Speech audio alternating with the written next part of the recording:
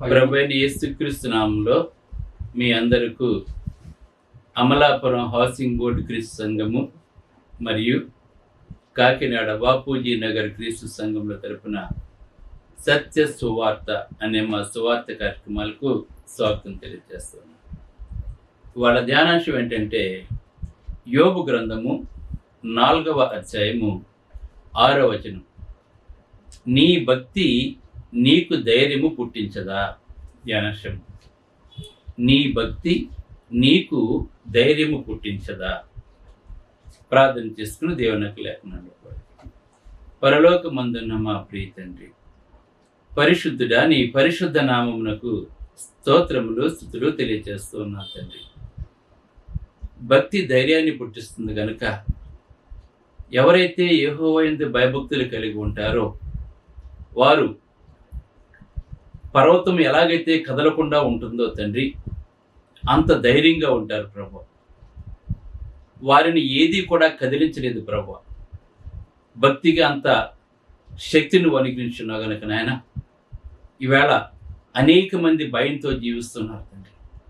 ఆ భయాన్ని పోగొట్టి వాక్యం ద్వారా ధైర్యాన్ని నింపటానికి తండ్రి, ఈ వాక్యాన్ని చెబుతూ ఉండగా చెప్తున్న నాకును వినిచిన వారికి జ్ఞానము దయచేసి ఆదరణ కలగజేయమని క్రీస్తు యేసు నామములో ఈ ప్రార్థన చేయుచున్నాను తండ్రి, ఆమేన్. ఇక్కడ భక్తి ధైర్యాన్ని పుట్టిస్తుందని చెప్పి దైవలేఖనం తెలియజేస్తుంది. మనం దేవునితో ఎంత ఎక్కువ సాన్నిహిత సంబంధాన్ని కలిగి ఉంటామో అంతలా దేవునిలా మారిపోతూ ఉంటాం మనం. మోషే కొండ మీదకి వెళ్ళి, సీనాయి కొండ మీదకి వెళ్ళి దేవునితో మాట్లాడినప్పుడు 40 దినాలు కిందకి వచ్చినప్పటికీ ఆయన ముఖాన్ని చూడలేకపోయారు. కారణం ఏంటంటే దేవుని యొక్క ప్రత్యక్షత, దేవునితో గడిపిన దినాలు. మనము కూడా ఎంత ఎక్కువగా దేవునితో మనం గడుపుతామో అంత ఎక్కువ శక్తివంతులుగా, బలవంతులుగా, ధైర్యవంతులుగా మనం తయారవుతూ ఉంటాం. మనం భక్తిహీనులు ప్రతిదానికి కూడా భయపడుతూ ఉంటారు. ధైర్యానికి వ్యతిరేకమైన పదం ఏంటంటే భయం. భయము మనిషిని కృంగదీసేస్తుంది.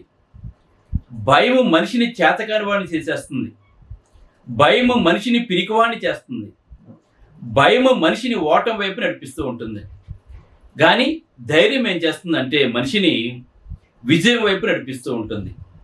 అసలు ధైర్యం అంటే ఏంటంటే దేవుని యందు ఎక్కువ విశ్వాసాన్ని కలిగి ఉండటం. మనం దేన్నైతే పొందాలని చెప్పి అనుకుంటున్నామో దాని కొరకు మనము సాహసం చేయాలి. మనం ఇప్పుడు చూడండి, ఏదైనా పొందాలనుకుంటే సాహసం చేయకపోతే మనం పొందలేము. మనం ఎందుకంటే మనకి అనేకమైన అవరోధాలు మన దారిలో ఎదురవుతూ ఉంటాయి మనకి. కనుక ధైర్యం అంటే విశ్వాసం ప్లస్ సాహసము కలిస్తే ధైర్యము. అంటే ఎక్కువ విశ్వాసాన్ని మనం కలిగి ఉండాలి. ఎంత ఎక్కువ అంటే మన విశ్వాసము కొండలను కూడా పెకిలించగలిగినంత విశ్వాసాన్ని మనం కలిగి ఉండాలి. ఎవరైతే క్రీస్తులో ఎక్కువ విశ్వాసాన్ని కలిగి ఉంటారో వాళ్ళు బహు బలవంతులుగా ఉంటారు, ధైర్యవంతులుగా ఉంటారు. అలాగనే ధైర్యము అంటే ఏంటంటే ఈ ధైర్యము ఆత్మ సంబంధమైన ధైర్యము, శరీర సంబంధమైన ధైర్యము. దీని గురించి చూసినట్లయితే శరీర సంబంధమైన ధైర్యం ఎప్పుడు కావాలంటే మన శరీరానికి నొప్పి వచ్చినప్పుడు, కష్టాలు వచ్చినప్పుడు, మరణం లేదా మరణపు ముప్పు వంటివి మనం ఎదుర్కొన్నప్పుడు మనకి ధైర్యం కావాలి. భక్తిగా వాడు ఏం చేస్తాడంటే వీటన్నిటినీ కూడా అధిగమిస్తాడండి. శరీరానికి కలిగిన నొప్పులను, కష్టాలను, బాధలను అన్నిటినీ కూడా. ఇప్పుడు యోబు చూడండి, అతను ఎలాగంటే ఆత్మ సంబంధంగా, శరీర సంబంధంగా కూడా ధైర్యాన్ని కలిగి ఉన్నాడండి అతను.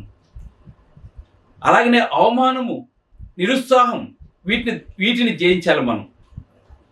ఈ అవమానము, నిరుత్సాహం దేనికి వస్తుంది? శరీరానికి వస్తుందండి. అప్పుడు శరీరము ధైర్యంగా ఉండాలండి మనకది. విలువైన లక్ష్యం కోసం ఎన్ని బాధలైనా తొట్టుకోవటం అండి. అలాగనే తక్కువ విశ్వాసం వాళ్ళు ఏం చేస్తున్నారు? భయపడుతూ ఉంటారు. అంటే ధైర్యం అంటే వేదన, నొప్పి, ప్రమాదం, అనిశ్చిత, బెదిరింపులను ఎదుర్కొని ముందుకు సాగిపోవటమే ధైర్యం అండి. అంటే మనకి ఎదురైన ప్రతి దానితోటి కూడా యుద్ధం చేయడం అనమాట ధైర్యం అంటే. అది శారీరకంగా కావచ్చు, ఆత్మ సంబంధంగా కావచ్చు అండి. కనుక శారీరకంగా ధైర్యాన్ని కలిగి ఉండాలి, ఆత్మ సంబంధంగా ధైర్యాన్ని కలిగి ఉండాలి. నువ్వు ఆత్మ సంబంధంగా ధైర్యాన్ని కలిగి ఉన్నప్పుడు ఆటోమేటిక్గా శరీరానికి నీకు ధైర్యం వచ్చేస్తుంది నీకు. మన ఆత్మ బలహీనంగా ఉన్నప్పుడు శరీరం కూడా బలహీన పడిపోతూ ఉంటుంది. మనం ఒకవేళ శరీరం బలమైనదైతే ఆత్మ బలమైనది కాకపోవచ్చండి. కనుక ఎప్పుడూ కూడా క్రైస్తవుడు ఎప్పుడూ కూడా ఆత్మీయ జీవింపజేస్తున్నది, శరీరము కేవలం నిష్ప్రయోజనమైనది. కనుక నిష్ప్రయోజనమైన శరీరానికి ఏమొచ్చినా కూడా మనం అధిగమించాలి. అంటే శారీరక సంబంధంగా ధైర్యాన్ని కలిగి ఉండాలి, ఆత్మ సంబంధంగా ధైర్యాన్ని మనం కలిగి ఉండాలి. అందుకే ఇక్కడ నీ భక్తి నీకు ధైర్యం పుట్టించదని చెప్పి యోబు యొక్క స్నేహితుడు అడుగుతున్నాడండి. నిజమే, మన భక్తి మనకి ధైర్యాన్ని పుట్టించేది అయి ఉండాలి. మనం ధైర్యంగా ఉండాలంటే దేవునితో ఎక్కువ సంబంధాన్ని కలిగి ఉండాలి. నిందల్ని అవమానాలని లక్ష్య పెట్టగా దేవుని చిత్తం నెరవేర్చేది ధైర్యం అండి. ఉదాహరణ తెలియజేస్తాను చూడండి. లోకాసు వార్త 1వ అధ్యాయం 30వ వచనం చూసినట్లయితే, గాబ్రియేలు దూత మరియ దగ్గరికి వచ్చి, మరియా భయపడకము అని చెప్పాడు. మొట్టమొదటి మాట అండి. అంటే ఆ దూతను చూచిన వెంటనే భయపడుతుంది. దేవుని వల్ల నీవు కృప పొందావు అని మాట్లాడుతూ, లోకరక్షకుడు నీ గర్భాన్ని ఉదయిస్తాడు అని చెప్పినప్పుడు, నేను పురుషుని ఎరగని స్త్రీనే, ఇది ఎలా సాధ్యం? నిజంగా పురుషుని ఎరగని స్త్రీకి గర్భవతి అయితే ఎన్ని నిందలు, ఎన్ని అవమానాలు ఎదుర్కోవాలి? అయినా కానీ నువ్వు భయపడొద్దని చెప్పినప్పుడు తను ఏం చేస్తుందంటే 38వ వచనంలో, అందుకు మరి ఇదిగో ప్రభు దాసురాలను, నీ మాట చెప్పున నాకు జరుగునుగా కందండి. గమనించండి, ఇక్కడ ఆ దూతను చూసి మొదట భయపడింది. ఎందుకంటే భర్తే నిందిస్తాడు. ఇప్పుడు ప్రధానం అయిపోయింది. గర్భవతి అని చెప్తే ఏం చేస్తాడు భర్త? అవమానింపబడాలి, నిందింపబడాలి. కానీ దేవుని యొక్క దూత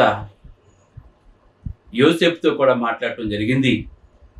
కనుక ఆమె దేనికైతే ఆ నిందని అవమానాన్ని కూడా రాకుండా దేవుడు ఆమెను కాపాడినట్టుగా మనం చూస్తున్నాం. కనుక ఏంటంటే ఇక్కడ మనకి నిందలు అవమానాలని కూడా లక్ష్య పెట్టకుండా దేవుని చిత్తాన్ని మనం నెరవేర్చాలి. మన జీవితంలో ముందుకు వెళ్తున్నప్పుడు అనేక మందిని మనల్ని నిందిస్తూ ఉంటారు, అవమానిస్తూ ఉంటారు. మనకి వీటన్నిటినీ లెక్క చేస్తే మనం ముందుకెళ్ళలేం మనం. కనుక యోసేపు సరే ఏం జరిగితే జరిగిందని చెప్పి ఆమెను ఎలాగైతే యాక్సెప్ట్ చేశాడో, దేవుని కృప మనకు ఉన్నట్లయితే మనము కూడా వాటిని అలాగే అధిగమించగలం. రెండో పాయింట్ ఏంటంటే, శరీర బలహీనతలను, వ్యాధులను బట్టి కృంగిపోకూడదు. మనం ఎప్పుడు కృంగిపోతుంటాం అంటే, మన శరీరానికి ఏదైనా జరిగితే మనకి విపరీతమైన భయం వేస్తుంది, ఏదో అయిపోతుందని చెప్పేసి మనం కృంగిపోతూ ఉంటాం, ధైర్యాన్ని కోల్పోతూ ఉంటాం అండి. అందుకే కొరింథీయులకు రాసిన 2వ పత్రిక 12వ అధ్యాయం 10వ వచనం చూసినట్లయితే, నీ భక్తి నీకు ధైర్యం పుట్టించదంటే దేవుని యొక్క వాక్యాన్ని నువ్వు చదువుడు ద్వారా, దానిని విశ్వసించుడు ద్వారా గొప్ప ధైర్యాన్ని నువ్వు కలిగి ఉంటావు. అందుకే మాట్లాడుతున్నాడు, నేను ఎప్పుడు బలహీనుడనో అప్పుడే బలవంతుడను. అంటే శరీరం బలహీనపడుతుంది, అయినంత మాత్రాన్ని నువ్వు చచ్చిపోయినట్టు కాదు, నువ్వు చచ్చిపోతాను కదా అని అర్థము. నేను ఎప్పుడు బలహీనుడనో అప్పుడే బలవంతుడను. గనుక క్రీస్తు నిమిత్తము నాకు కలిగిన బలహీనతల్లోను, నిందలలోను, ఇబ్బందులలోను, హింసలలోను, ఉపద్రవములలోను నేను సంతోషించునని మాట్లాడుతున్నాడు. ఇది అంటే ఒక క్రైస్తవుడు బలమైన విశ్వాసంతో ఉన్నటువంటి వాడు ఏం చేస్తాడంటే, నిందలు వచ్చినా, అవమానాలు వచ్చినా, శరీరం బలహీనపడిపోతున్నా, కృంగిపోతున్నా కూడా, మరణం సమీపిస్తున్నా కూడా దానిని బట్టి సంతోషిస్తాడు.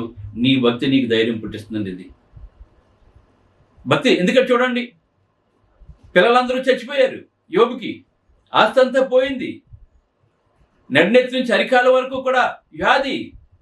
యెహోవా ఇచ్చెను, యెహోవా తీసుకుని అన్నాడు. గమనించండి ఇక్కడ. కనుక భక్తి మనకి ధైర్యాన్ని పుట్టించేది అయి ఉండాలి. అలాగనే ఒక్కొక్కసారి చూడండి, యోబు విషయంలోనే చూసినట్లయితే బిడ్డలందరూ చచ్చిపోయాడండి, మరి కృంగిపోలేదండి అతను. చనిపోయినప్పుడు కూడా తన భక్తి ఏం చేస్తుంది, అలా నిలబడిగేలా చేసింది. కనుక తిరిగి పోగొట్టుకునే బిడ్డలను మరలా పొందాడండి అతను. కనుక మన భక్తి ఎలా ఉండాలంటే మనకి ధైర్యాన్ని పుట్టించేది అయి ఉండాలి, ఇతరులు కూడా బలవంతులుగా చేసేది. అందుకే బలవంతులైండి పౌరుషము గలవాడై ఉండి విశ్వాసం ముందు నిలకడగా ఉండమని చెప్తున్నాడు దేవుడు. మనం బలవంతులుగా పౌరుషం గలవారిగా ఉండాలంటే మనం విశ్వాసం కలిగి ఉండాలి. వీళ్ళందరూ కూడా అందుకే విశ్వాస వీరులుగా పేరు పొందారు వీళ్ళందరూ కూడా. మనము కూడా విశ్వాస వీరులుగా మనం ఉండాలి. అలాగనే ఎన్ని రకాల అభ్యంతరాలు బెదిరింపులు ఎదురైనా కూడా దైవ కార్యాన్ని కొనసాగించాలని మన క్రైస్తవులకి అనేకమైన ఆటంకాలు ఎదురవుతూ ఉంటాయి మన సేవలో. మనకి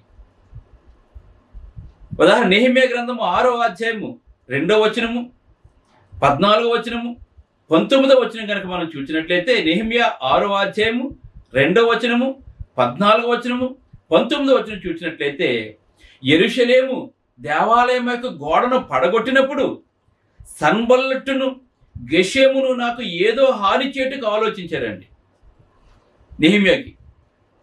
అంటే దేవుని పని చేస్తున్నందుకు హాని చేయడానికి ప్రయత్నించారు. అంటే చూసారా ఎన్ని రకాల అభ్యంతరాలు బెదిరింపులు వచ్చినా కూడా దైవ కార్యాన్ని కొనసాగించేది ధైర్యం. అయినా సరే నెహెమ్యా పని ఆపలేదండి. నా ప్రభువా నా దేవ వారి క్రియలను బట్టి టోబియాను సన్బల్లట్టును నన్ను భయపెట్టవాలని కనిపెట్టి ఉన్న ప్రవక్తలను నోవద్య అను ప్రవక్తని జ్ఞాపకం చేసుకోమని చెప్పి దేవునికి అప్పగించాడండి. ఎవరైతే దేవుని యొక్క పనికి ఆటంకం కలగజేయాలని చెప్పి అనుకున్నారో తండ్రి వాళ్ళని దృష్టిలో పెడుతున్నా నువ్వే చూసుకోమని చెప్పేసి దైవకార్యం చేయడానికి ముందుకు వెళ్ళిపోయినటువంటి వాడు నెహెమ్యా అండి. ఇంకా ఏమన్నమాట, నన్ను భయపెట్టుటకే టోబియా పత్రికలు పంపిస్తున్నాడు అనేక మందికి. అంటే దేవుని పని చేయకుండా చూడండి ఇలా ఇటువంటి ఆటంకాలు ఎన్నో మనకి ఎదురవుతూ ఉంటాయి.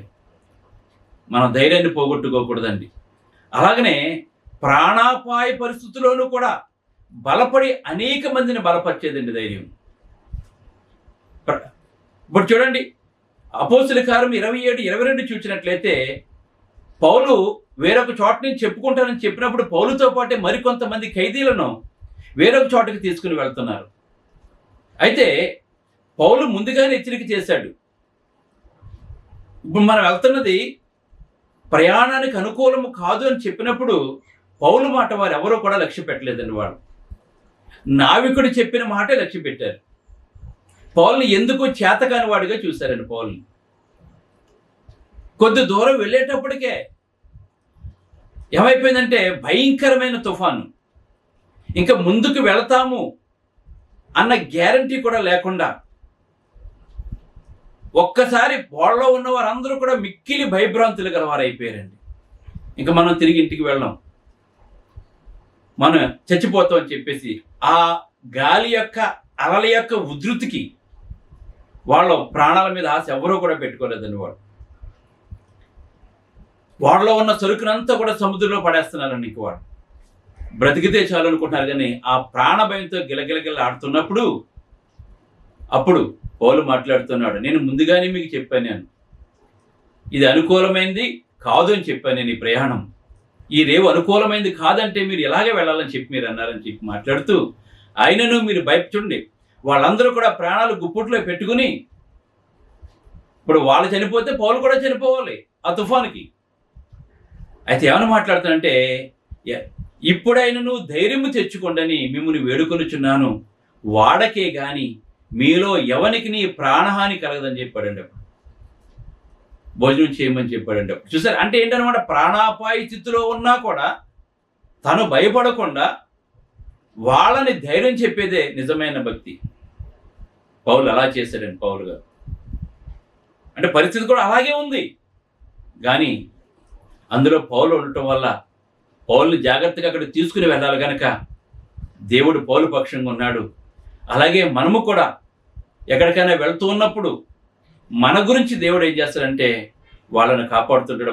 అలాగే మనం ఇతరుల ధైర్యాన్ని పుట్టించేలాగా మనం మాట్లాడాలి. మనం అలా ధైర్యాన్ని ధైర్యంగా ఉండి ఎదుటివాడిని బలపరిచేవాడే నిజమైన క్రైస్తవుడు అని చెప్పి దేవులేఖనం మనకు తెలియజేస్తారు. బ్రదర్ జార్జ్ రాజు వారా, church of Christ, housing board, Amalapuram, near KIMS medical college, Konaseema district, 533201. Mobile number 9848730355, 92933174887. Email ID georgerajuvara@gmail.com. Website www.helpingforpoor.com.